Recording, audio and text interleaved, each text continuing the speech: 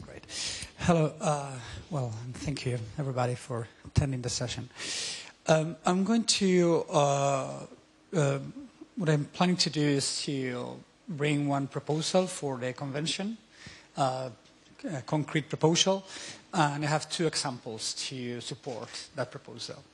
Okay, so my first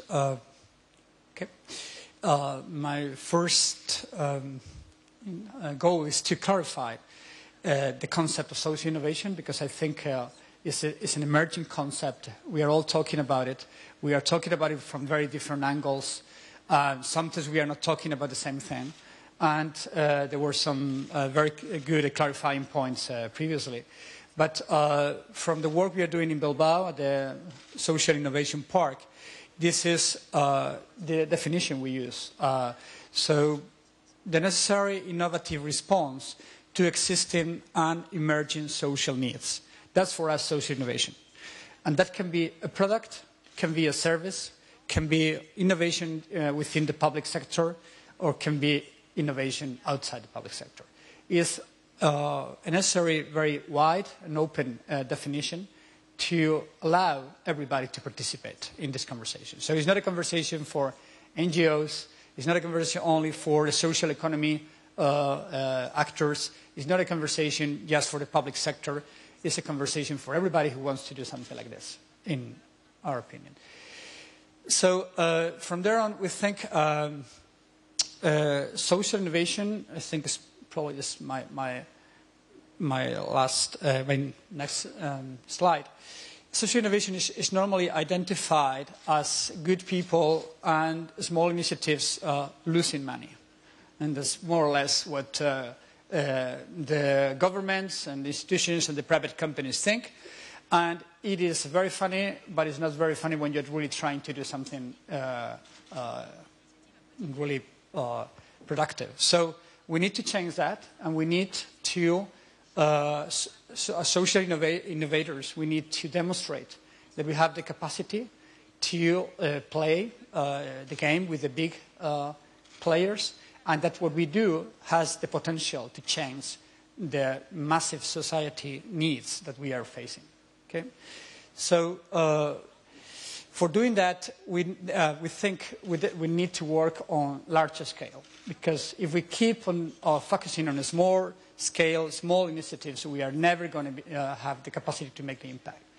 And we think it's great. There are so many incubators there trying to help people with good ideas and help individuals, but that is not the only way to make innovation and social innovation.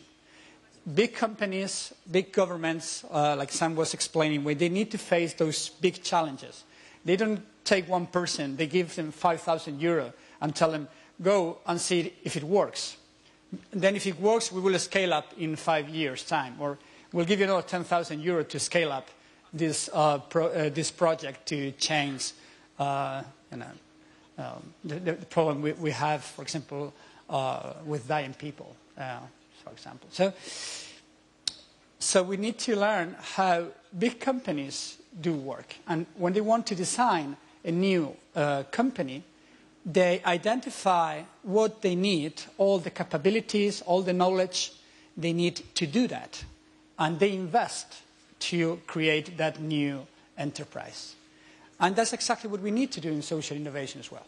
We need to design, co-design from the beginning, as Brian was very well explaining, to design to play big.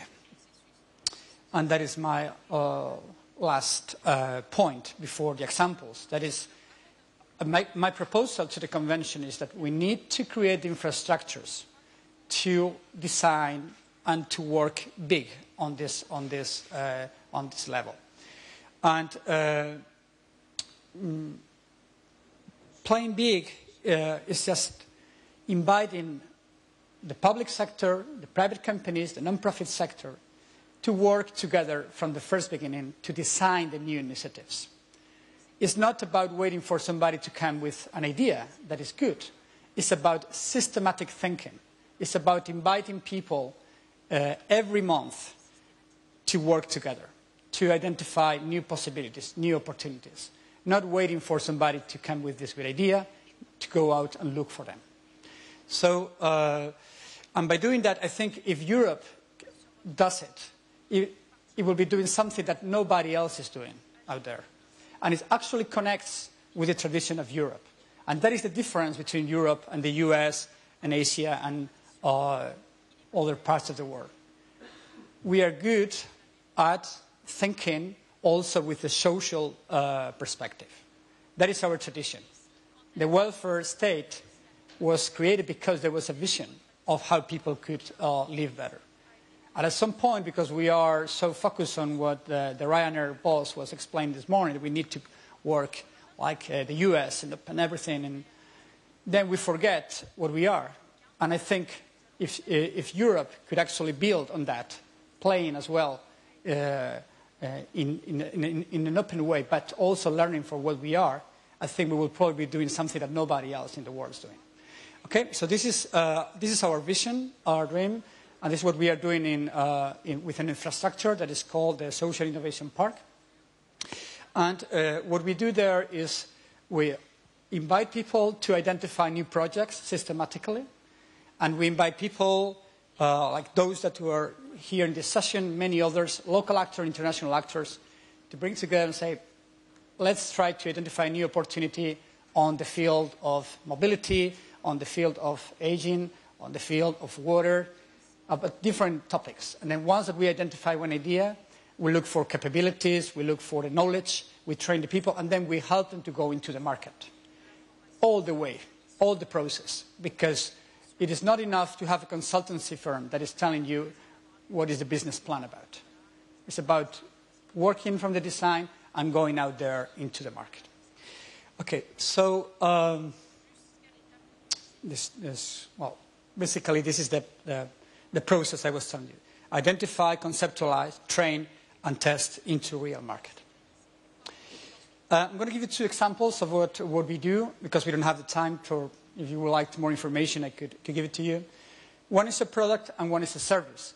But the two, both of them have been designed and have been nurtured in the same way. It doesn't matter, in our opinion, if it's a product or it's a service. Okay, the first one is this nice car. This is a vehicle that, let's see, we can see the video. Okay, so this is a car that was originally designed at MIT for creating a car sharing system. What is different to any other vehicle is that the engine is on the wheels, so the whole space inside is empty for the driver and the user. Then also the wheel is a haptic wheel, so there is no mechanical transmission, and it's foldable. It is foldable, yes. It folds to be parked to occupy less space on the city, because space in the city is money. And we can triple the space that we have in the cities for parking. Okay, so we saw that many years ago, well, not so many, sorry, but 2.5 years ago, at MIT, I'm saying, who is going to do that? And they say, nobody's so bold. Okay, so we're going to do it. Because in the Basque area, there is capability, there's knowledge to manufacture that car. So we're going to do it. But then we are going to build a much larger project with a very strong social approach that those who designed the project originally didn't think about.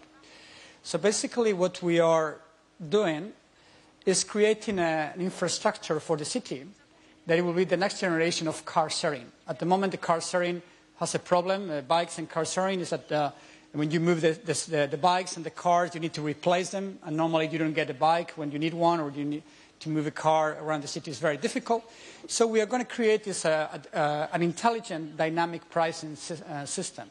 So if you are in point A here and you want to go to point B that is up there, and you look at your telephone and they tell you where the car is, your telephone will tell you that you have 2 options. The option to go here, where a lot of people wants to get a car, but there is only one car, or there is another option where there are more cars. So if you take the second option, it will be cheaper. But then to go to your end point, you can go just to your end point, you pay more. But if you go to the left part where there are people waiting, then it will cost you less. If you still want to leave it there on the right, then you pay more. Okay, this is the basic. This is the basic system. But if we work on this system in a much more sophisticated way, what we are going to do is to create new business models for paying and make it sustainable. For example, you take the car here and you tell the car what kind of information you are interested. If you are looking for an apartment in that part of the city you are driving, the car will download into your tablet that is in the car all the information about the apartments that are on rent, prices, etc. And the company that is renting the apartments will pay for the trip. But it's the same for shopping centers, it's the same for restaurants, everybody that wants to be associated with the service. And by doing that, we can also create a new intelligent platform that we will know if tomorrow in Brussels it's raining, 9 o'clock in the morning, where do people go? Where do people ask for cars? So then we can introduce intelligent incentives to redistribute the fleet to those areas where people are demanding the cars. Okay? So this is what we are building. And, but at that level, it was just, let's say, a technology, mobility, sustainability project. But we wanted to do something more in terms of social dimension. So what we did was said we're going to fabricate the car in mainly the pieces in the Basque area, but we are going to assemble the car locally. So we create employment locally. And we have reached agreements with different cities, like Malmo in Sweden, Berlin, San Francisco, Barcelona. And for example, in Malmo, the city, the mayor, is really interested in having a mini assembly plant of these vehicles in the area of the city where unemployment is the highest. So we are going to transform and employ people into high qualified workers that are going to assemble these vehicles for Malmo, and that by doing that they're going to transform the whole image of the city. So an area that was before the area that was creating the problems for the city will probably in the future will help the city to transform its own image. Okay, so this is an example of what we are doing, and I'm glad to announce as well today that thanks to some people that are in this room, like Agnes, Peter, and Henriette, some people there, we are presenting the first real prototype of this vehicle on the 24th of January here in Brussels with the support of President Barroso as an example of large-scale social innovation. And also a tribute to Diogo Vasconcelos, that was a very good friend of all of us that helped us to create this idea. Because we want to make social innovation tangible, and we want to demonstrate that we have the capacity to have a serious impact on big societal changes.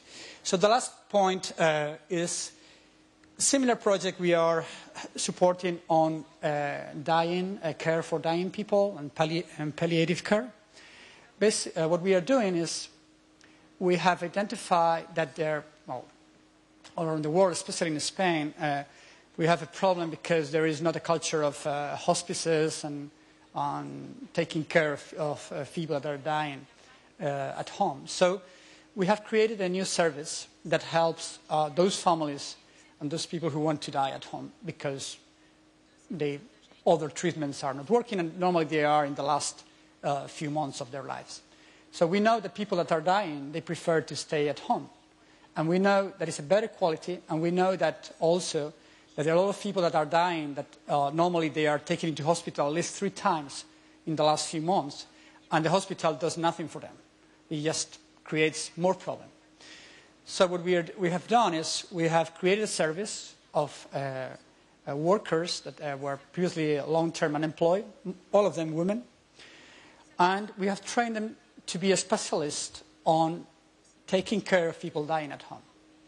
So they are not doctors, some of them are nurses, auxiliaries, but they are experts on conducting the conversation that the families and the people need when they are dying. So we have trained people, they are working at home of the families, and we give that service for free. But what we want to do, and that's what we are testing with the local authorities, is we want to demonstrate, and we are demonstrating with an independent report, how much money we save to the local authorities each time we provide that service for free. And we have offered the government 50% of the savings for you, 50% go back to the service. So the more people we treat, the better quality we give them, the better service, and the more money you save. Do you want to do that? So that's what we are testing on about 100 families at the moment. But my point was, like, for doing that, we follow exactly the same route we follow to launch the Idico City Car project. We identified the need. We invited very different people to work together. We created an innovative business model, and we put it on in the market. These are only 2 initiatives. We are working in around 20 different initiatives at the moment. And we are a very small center, only 3 years old. If all the existing knowledge, capability that is in Europe at the moment could be connected to do similar type of work, we could be presenting annually here hundreds of initiatives to transform our society with a sustainable business model. And well, that would be my proposal for the convention. Thank you.